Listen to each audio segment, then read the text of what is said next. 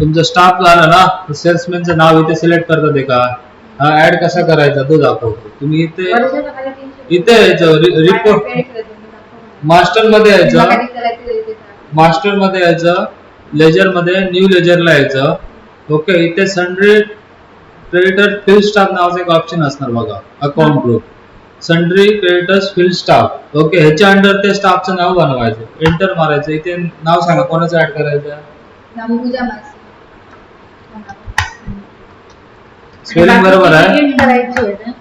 Okay, इथे enter येणार. नंतर इथे त्यांचा मोबाईल नंबर टाकायचा होता. मॅडम मोबाईल नंबर सांगा.